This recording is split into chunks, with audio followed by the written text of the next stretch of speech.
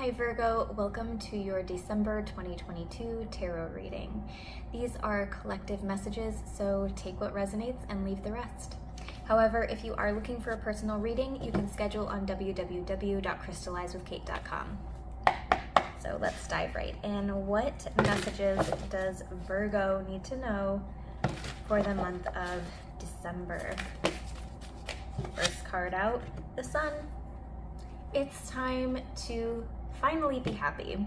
It's time to let your joy and your inner light shine. I feel like some of you have maybe felt either depressed or like maybe wanting some type of, I don't know, I'm almost hearing like lacking control or wanting some type of control. But it's through the letting go that you are finding a lot of joy and peace and expansion. Some of you might be entering into some type of new cycle or new phase, and it feels like it might be happening around the time of this Tower moment. The Tower moment is some unexpected surprise. It could be anything from finding out you're pregnant to losing your job to buying a new car to getting COVID and missing a lot of work. You know, there's so many different possibilities with the Tower moment. It's usually some type of unexpected surprise. Could be good, could be bad. I almost feel like this Tower moment could initially feel a little bit bad, like, I don't know, I wasn't ready for this. I feel like I would have preferred to have a little bit more control over the situation. However, this thing that's happening for you in the month of December, Virgo, is going to allow you to enter into some type of new cycle. It's going to allow you to be able to take a leap of faith regarding something. And it's going to lead to a lot of joy. Some of you, again, there might be a pregnancy. There's the Empress card here, and she has that beautiful pregnant belly. But also, you could be birthing new ideas. You could be, there might have been something that you'd been working on or really thinking about, and so you were kind of planting these ideas in your mind of, oh, that might be fun to try, that might be fun to do,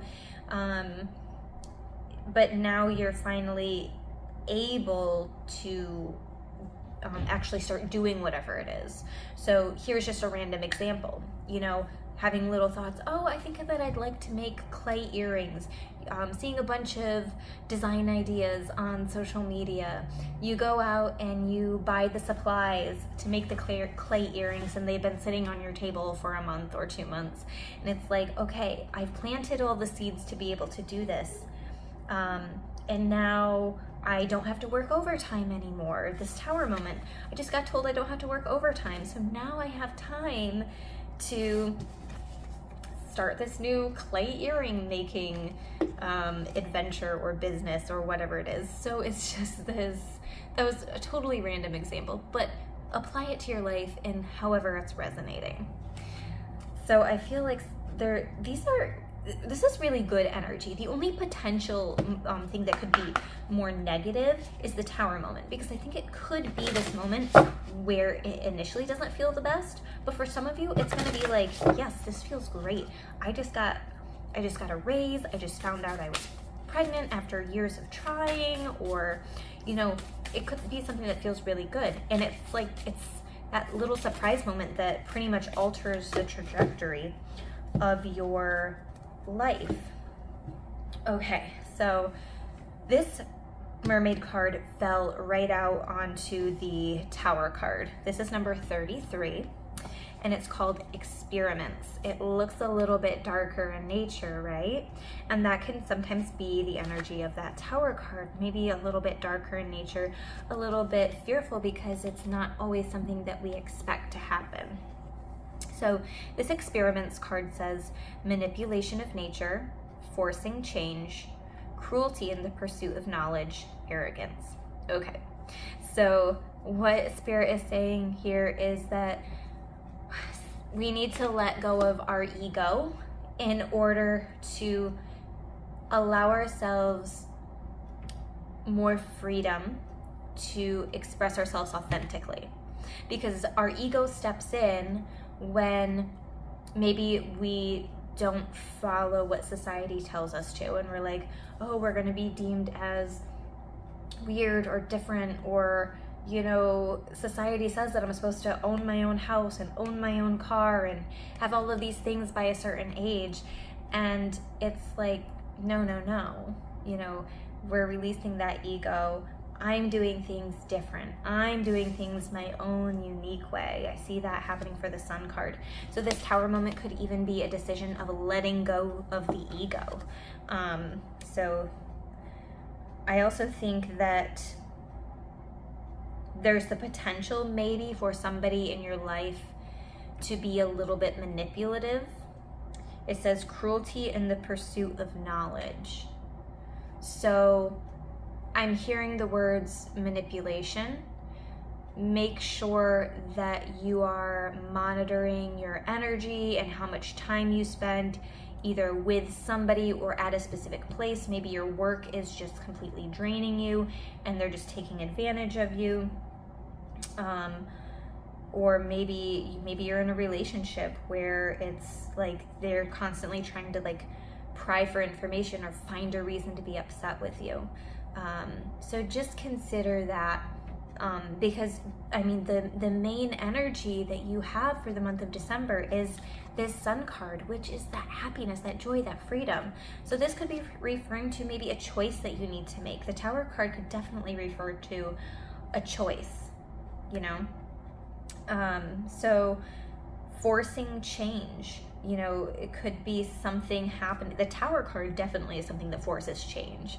It's that surprise, life-changing moment where we don't have that control that we're looking for, and it's the universe forcing this change upon us, but it's for our best and highest good, right? Okay, so I feel like I was going to pull potential challenges, but I feel like that could potentially be a challenge, is recognizing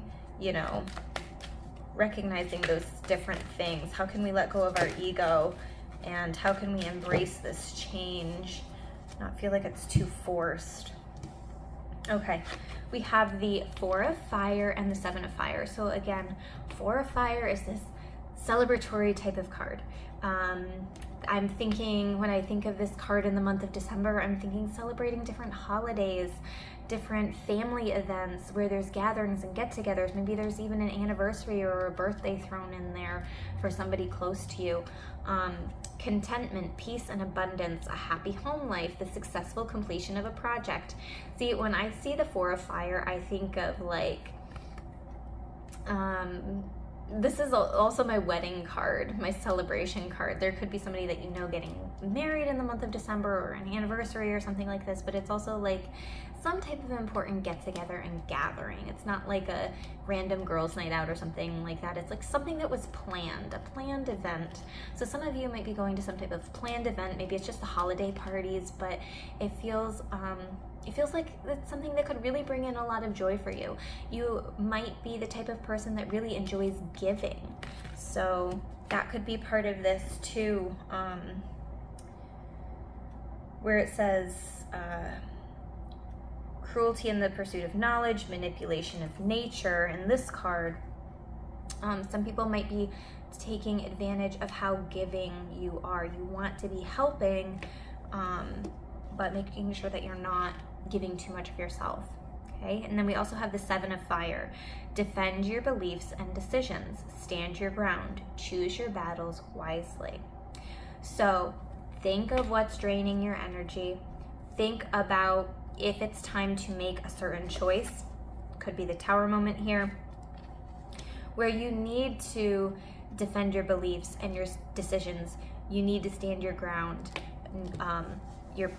You're protecting your energy from something or someone, and it's for your best and highest good. And although it can seem a little bit like, sometimes we have a hard time using our voice. I'm feeling a little bit of a blockage in some of your throat chakras. So making sure that you're using your voice for the best and highest good to speak your truth authentically, but also lovingly and magically as well. I'm throwing those words in there. Spirit was telling me to say those as well, because we don't want to come across as like that arrogance. But we're standing up for ourselves finally. We are defending our beliefs and our decisions. And it says, choose your battles wisely. And Spirit's telling me there's a battle that has needed to be fought for quite some time. And it's time to take your stand on it. It's time to take charge on that. Okay? So let's see what other message we have from Spirit. I'm